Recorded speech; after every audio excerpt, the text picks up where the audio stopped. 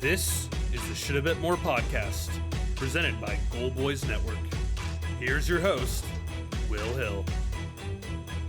Welcome to the Shoulda Bet More podcast, presented by Goal Boys. Coming up on the show, Sammy P of Fox Sports BetMGM will join us. We will go over the Super Bowl, a couple days away. Kind of picked our spots with it, done a little bit every show, done a little bit of something else every show, kind of bounced it and kind of be more of the same today. We'll do some Super Bowl with Sammy, but I don't have much of an appetite to sit here and do a 30, 40-minute show on the same game. I mean, you're going to hear the same thing from so many different spots. So do some Super Bowl. I will get to my pick here, my official pick. I'll add a couple more tidbits of analysis before we get to Sammy. Just quickly, I'll start with the Super Bowl. I'll get to the deadline, which just passed. Just a quick thought on that, because I do think there's something relevant. And, we'll get to the Super Bowl with Sammy, maybe get his thoughts on a couple college basketball sleepers, and we'll go from there. But I'm going with the Chiefs. If you've heard me the past couple of weeks, really since they beat the Bills that Sunday night into Monday, it's just very hard to go against this player. And to add a little more than I just can't bet against Mahomes. I've been saying all year how good Philly is, really from the beginning of the season. Question how good their defense was, but I said if they can get their defense under control, in a good position with these rookies, their offensive team, and they've turned out to have a really good defense. I think better than the defense 2 years ago, which, there's a natural comparison to compare this game to the one 2 years ago when these teams met in the Super Bowl, when they did not have a good defense 2 years ago. Their success was very dependent, very much based on just a really, really soft schedule of opposing offenses that year. But this defense is actually good. You just go up and down the Philly team. Offensive line is unbelievable. Probably the best or second best in the league. Really good offensive line. I'm not super qualified to sit here and decipher what's the first, second, third, fourth best offensive line. I know they're really good. I know they have a ton of room to run. They're good. Barkley's the best back in the league. We've got two top 15, 20-ish receivers in Devontae Smith and Brown. Hurts, for all of his limitations, he's still a top 10-ish quarterback, right around there. Goddard's a good tight end, and you throw in a good defense. That's a hell of a football team. It's probably better than the team the Chiefs have. I think it is. You just go position by position, offensive line, running backs. I mean, they do have a better team. But I will poke holes in the Philly in this aspect, even though I don't want to, because I think they're loaded. We're coming off of playoffs. They played the 7 seed, the 6 seed, and the 4 seed. They didn't have to play Detroit. They were the 2 seed. They didn't have to play the 3 seed. They kind of got things to break their way. They got all their games at home. Kansas City did too, I understand. But let's just go game by game. They start out with Green Bay. First play of the playoffs, they kick off and they get an absolute gift. Somehow they give the ball to the Eagles on that kickoff, which was fumbled and I thought recovered by Green Bay. Everyone thought it was recovered by Green Bay. They give it to Philly. Philly is +4 in turnovers that game. 1 fumble, which really game kind of felt over from there, and 3 interceptions from Love. Give Philly credit. They didn't turn it over. They haven't turned it over all postseason. But when you're +4 in turnovers, you're going to be in good shape to win. They were outgained in that game. And they were outgained the next week against the Rams, who were down 1 with the ball in the fourth quarter in the snow. Rams fumble in their own territory, leads to a short field. Rams get the ball back again and fumble again in their own territory, and that's really where the game got away from the Rams. Just 2 fumbles in their own territory. The Rams outgained them in that game. And then you get to the Washington game, and yeah, they were much better than Washington. Washington didn't really belong in the game, and you got a soft matchup. Washington turned the ball over 4 times. So you have 3 opponents here that have turned the ball over a combined 10 times. Meanwhile, Philly hasn't turned it over at all. And if you're going to defend Philly, you say that's a good thing they haven't turned it over. I understand, but it's hard to sustain. It's hard to project going forward. You're going to be +2, +3, +4 in turnovers in any given game. It's hard to, there is a randomness to turnovers. It's not completely random. When you have a good quarterback that takes care of the ball and a ball hawking defense, you're going to maybe win the turnover battle more than not. Maybe it's not all luck, but there is some luck involved just in terms of like fumbles. And fumble by definition is kind of 50-50. And that leads me to the Chiefs, which I think there's this thought last week, their last game against the Bills. Oh, the Bills got screwed, bad call. The refs are always in the Chiefs. That's nonsense. There were 5 fumbles in that Chiefs-Bills game. They were every single one of them, all 5 were recovered by the Bills. So you have a game with 5 fumbles and they all go to one team and the other team still wins.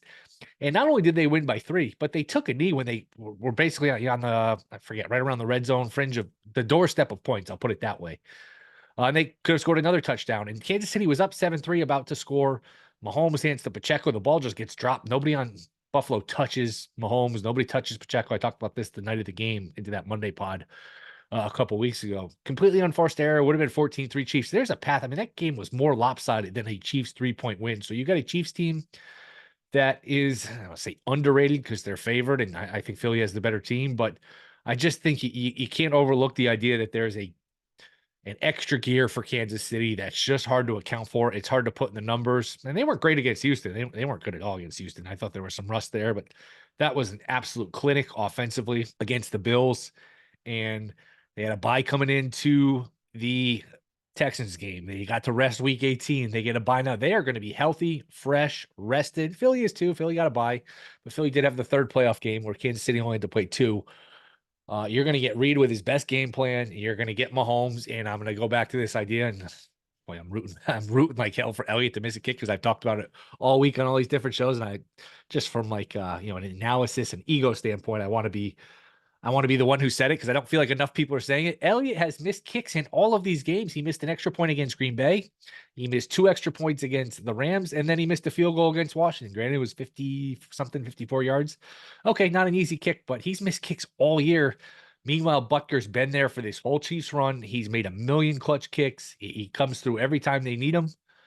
So that's an edge and kicker. And if the game is close, I want Mahomes, I want Andy Reid, and I want the better kicker. So I'll call it 27-24 Chiefs. You could hate the Chiefs, love the Chiefs, whatever you feel about the Chiefs. They usually give you a pretty good game, a pretty good Super Bowl. The Bucs blew them out, but the 49ers, both of them were good games. I know they pulled away from the 49ers that first one and won the game by double digits, but they were down by double digits in the fourth quarter of their first Super Bowl win and ended up winning. That was a really good game. Last year, obviously, went to overtime. 2 years ago against Philly, it was tied with 30-something, tied until the final seconds when Kansas City kicks a field goal to win in the final seconds. They've played in a bunch of really good Super Bowls, conference title games. They don't blow you out. You don't blow them out. So I would expect another good game. And I'm of the age 39 where I remember growing up, all you wanted was a close game because this game was always a blowout, always a blowout. And it's reversed now where you just kind of expect this game to be close. You expect it to be close. All the Patriots ones were close. All the way going back to when did it start to turn? I think it started to turn in like 99 when Dyson for the Titans, that Titans-Rams game where the Titans were 1 yard away from, everyone says winning that game. They were not. They were down a touchdown. They would need an extra point to tie it. That was an old school extra point, so they would have made it. I don't even know if there was 2-point conversions back then. There probably were, but they were a yard away from going to overtime. Ever since then, we've gotten really many more good Super Bowls than bad. I know Bucs Raiders was bad, but all of the Patriots ones were competitive. All of the Bucs Chiefs was a blowout. Raiders Bucs was a blowout. It's easier to go back the last 20 something years and find the blowouts more than it's the other way around where it used to just be. I remember growing up that 49ers beat the Chargers by 1 million points. The Cowboys ones were all blowouts. It was typically a bad game. It was typically a blowout. It's really reversed course in the last, like I said, 20 something years. So I'd expect another good game. I would expect another good game. So we will see what it has in store for us. Quickly, the NBA trade deadline. We spent enough time. Luka to the Lakers, and obviously Butler now goes to the Warriors. I will say this for the NBA. I don't think Butler makes the Warriors title contenders. Not enough size, not enough shooting. If they would have gotten Durant, that would have made him interesting. And one more run, Durant, Curry reunited. I guess Durant didn't want to go there. I don't know. Durant's an odd guy, as we know. The NBA got more interesting the last week or so. Lakers with Luka, the Warriors at least. But Curry's got a respectable sidekick, even though that roster has limitations. NBA's got a little juice. It felt. I mean, I did the show. I think it was a week ago now, where I was talking about the NBA and making fun of them for wanting to do 10-minute quarters and there's no juice and the guys don't play enough. I think the last week or so, all of these changes, all of these trades has reinstilled a little juice. It's gonna be fun to see the Lakers with Luka. I think he makes his debut. He's supposed to Saturday, I believe, against the Pacers. Again, the Warriors may be somewhat relevant where maybe they can get in the playoffs and maybe scare somebody and you at least get Curry on that big stage instead of being in a playing round or a one and done in the play-in. He can at least be on a stage where he's relevant and he's in playoff games, he's in big games. So good couple of weeks for the NBA. I'm doing this right as the deadline's ending. I don't think we're getting any more deals, just little moves here and there, but I think a good week for the NBA just in terms of interest as we set up what it should be a good playoff. I still like probably going to be OKC, Boston. Cleveland, I know, got better. Cleveland's a good team. I would be surprised.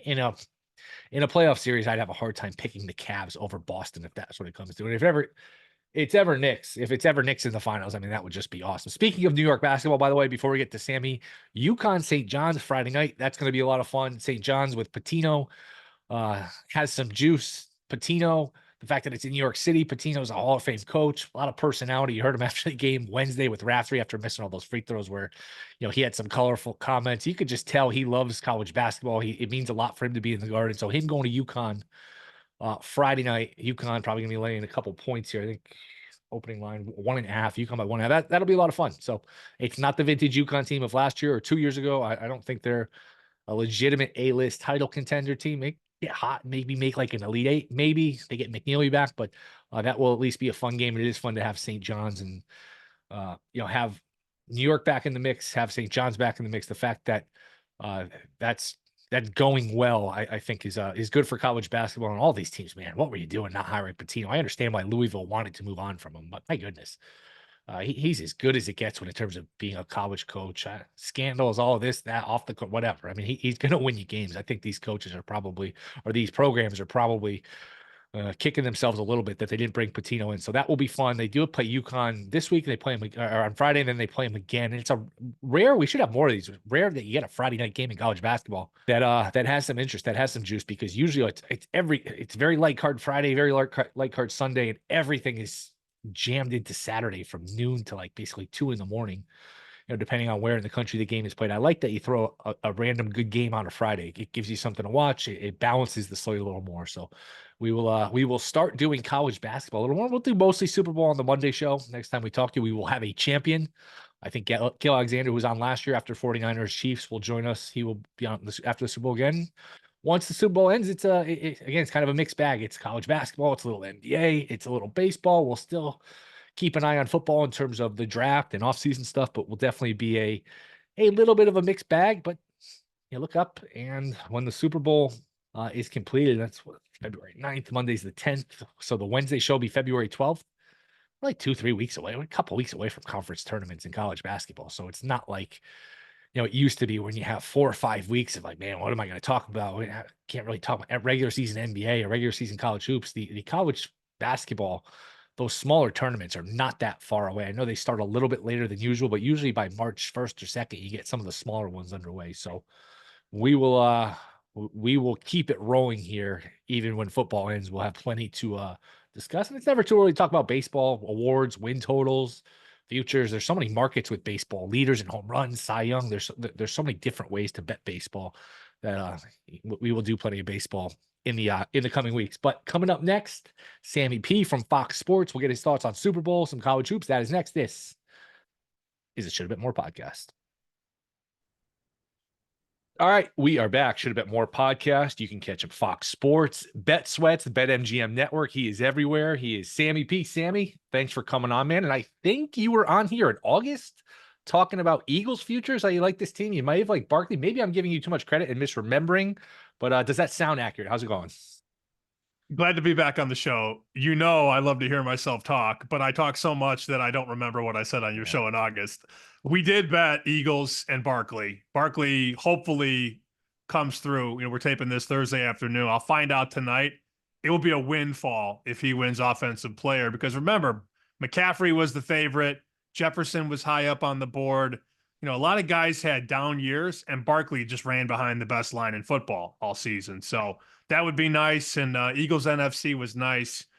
I also remember you and I talking about the stupid Chiefs angle, which here we are again, 6-1. You bet it every summer, and you don't have to hate watch the Chiefs go to another Super Bowl. So it's been a fun year. Sides and totals have not been as strong as they've been, but the futures have been solid. What was Barkley offensive player of the year? Because I want to say somebody gave him out 15-1, 20. Was he wasn't in the 30-1 range, was he? He was 25 consensus. Insane to think about now. I mean, you think about it now, that offensive line, he's going to a good team. He was bogged down on this Giants team. How is he not single digits? It is such a missed opportunity. Man, I got to look at these closer next year. Jeez.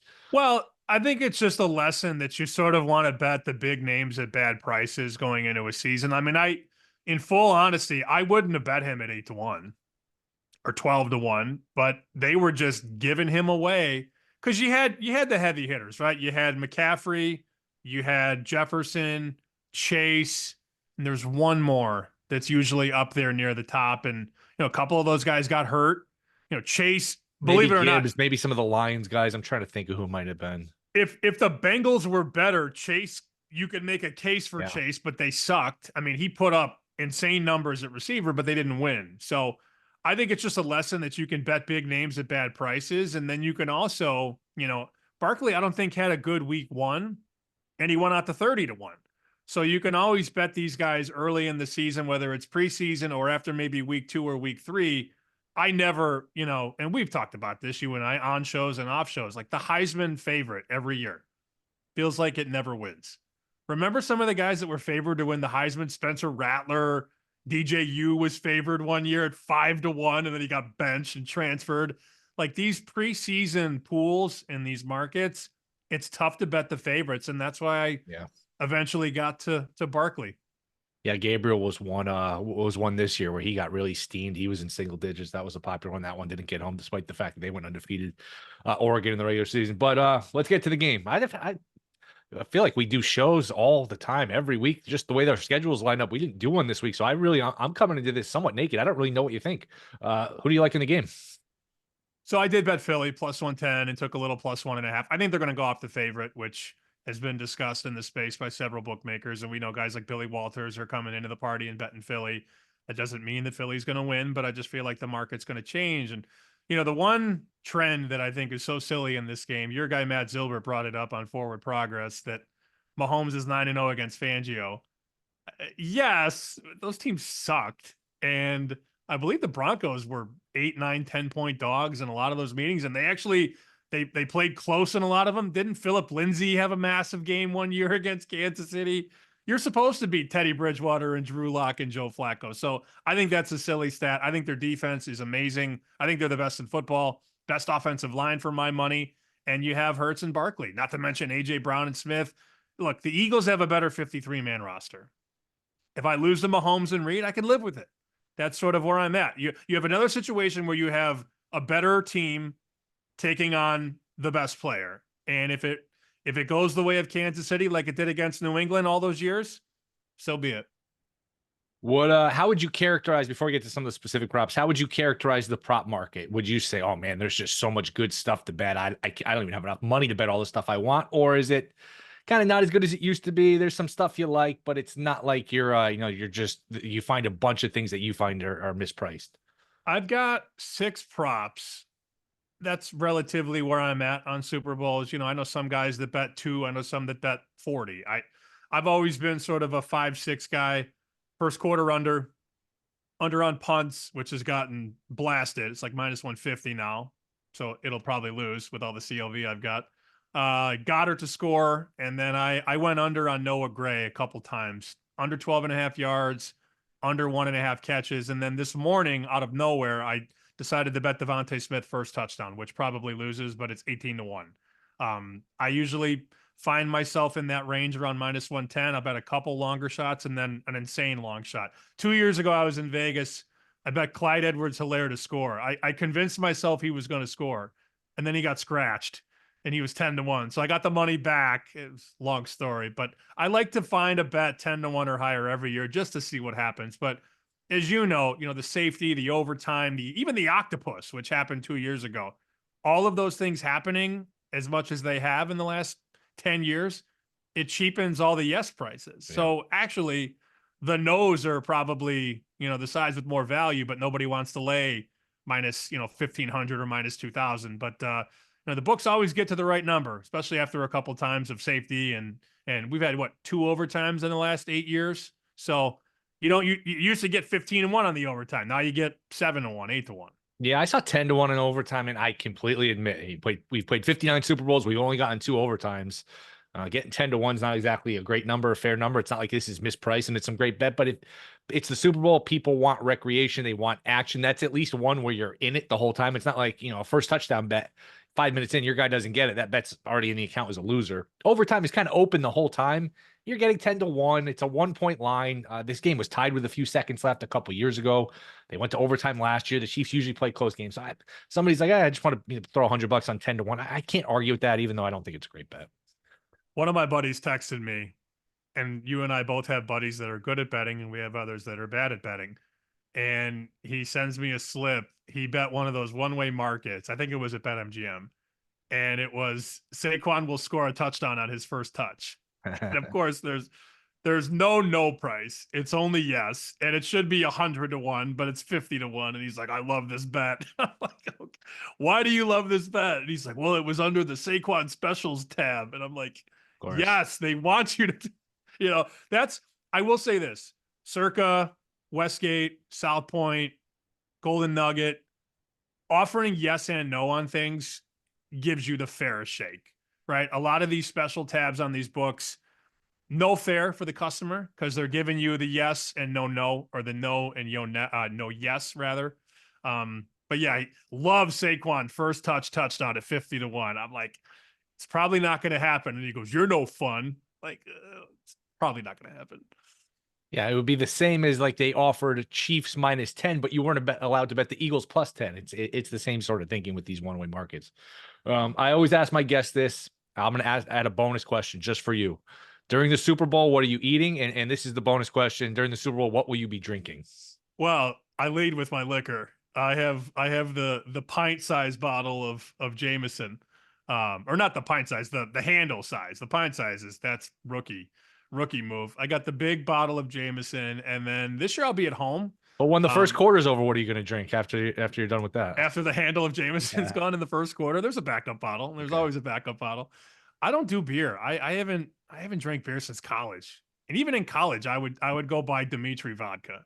I would never buy Keystone Light or Red Dog, like the Hams.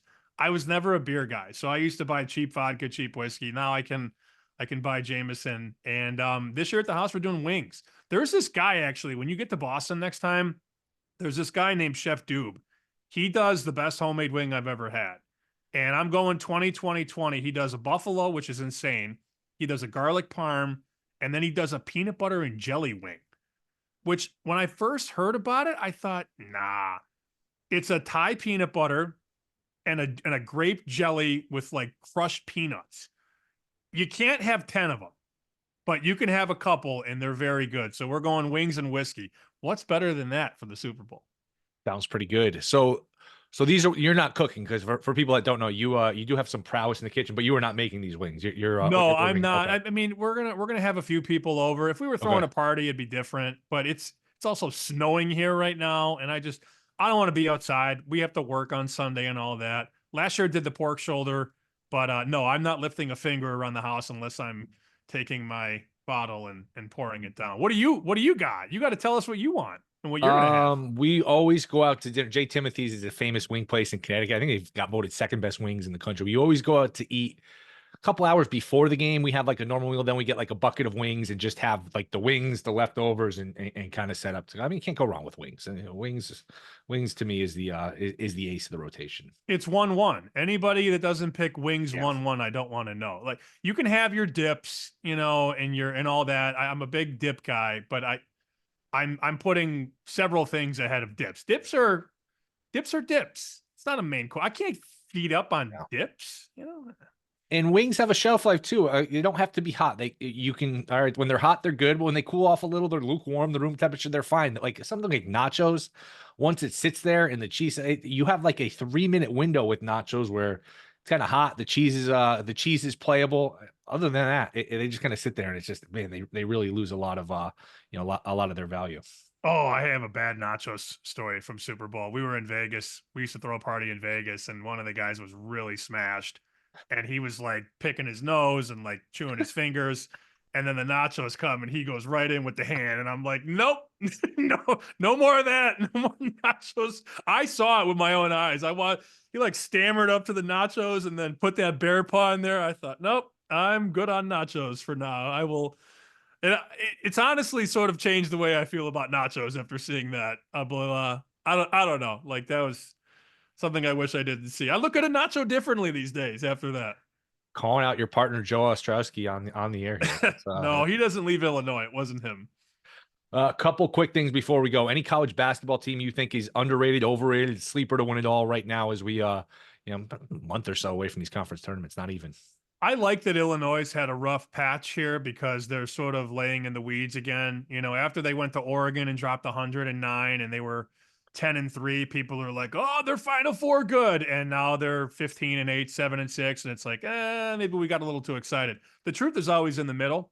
I full disclosure, I am an Illinois guy. I think they're a solid team. I mean, talent wise, they're right there. But I've got, let me see, let me log in and see what I have so far. So I've got futures on Gonzaga, Baylor, Michigan, Alabama, and I didn't bet Illinois yet. I should bet some because this would be the time, right? I mean, they've lost, I don't have the schedule in front of me. Boom, boom, boom. They've lost 1, 2, 3, 4 of their last 6.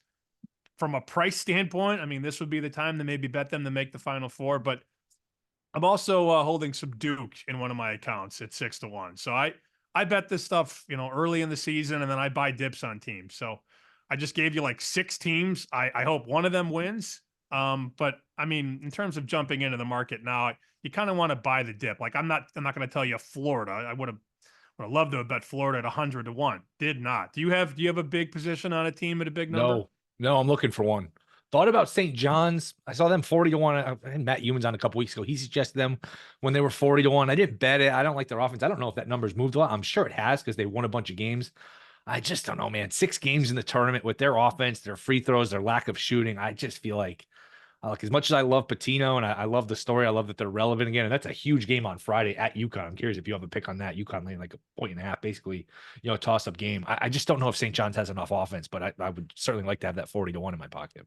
I don't think the Johnnies are a bad idea on Friday. I could definitely get down with them Friday. But when you talk about, getting to the Final Four, getting to the championship, I don't know. I take a piece of the Johnnies tomorrow, especially if they're like a 2-point dog or something like that. I don't think that's the worst idea. I'm checking their price right now. You can get 45-1 on St. John's.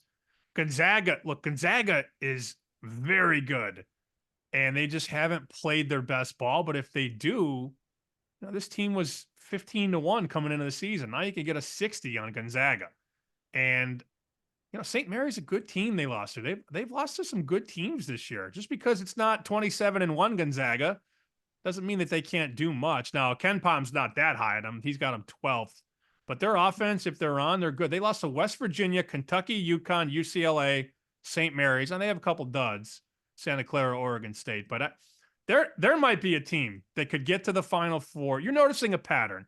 I'm looking for teams that nobody wants to bet. Illinois is 1, Gonzaga's 2, at least as of right now in early February. A month ago, everybody wanted Illinois. Everybody wanted Gonzaga. The teams haven't really changed. They just haven't played good ball as of late. Anything in the NBA worth a bet futures-wise with all of these trades? And we might get another big one before the deadline, but we're right around the deadline. We'll see if Durant gets moved. That would be the only big domino to fall. But Butler goes to the Warriors. Luka somehow goes to the Lakers, which I will be in shock for a long time over that one. But have you bet anything, or do you recommend betting anything NBA wise long term? No, not a single thing. I bet the Grizzlies to win the West at 10-1 like a month ago. I believe the price is the same. I thought they were going to make a move for Jimmy because Jimmy and Ja were kind of jiving. I thought that was going to be a hookup in Memphis, but that didn't happen. So that's probably a loser. I don't want to give anybody anything else in the NBA because I'm just not paying as much attention. I did laugh though. I was looking at the odds this morning on Thursday. Lakers 7-1 to win the West. I'm like, are they really about to do this? Is that? I mean, I know it's a lot of liability, but are they going to play any defense? I don't know. I mean, they're the prototype of that cliche. Oh, you don't want to play them. They could beat just about anybody. If I was going to bet them, it would be to win the West, just because winning the title, that requires 4 rounds and 3 rounds to hedge. Winning the West, you could win a round, then you win somebody else, win another round. Then you're talking about you can hedge in the conference finals at 7-1. You said 7-1 to win the West, or 7-1 to win the whole thing? No, to win the West. If they were 7-1, yeah, they were plus 950. Yeah, exactly. They were plus 950. I would hide under the bed. I mean, like that's no way. Yeah, they could beat anybody in a series, but they could also lose to anybody. Sure. And the one thing about the NBA, we've seen a lot of these trades near the deadline. They never usually work out in that first year. They just don't. And, we've seen a lot of big trades, James Harden, Kevin Durant, the guys like that. Like on the surface, yes, the team got better, but I don't know who's protecting the freaking rim. Nobody.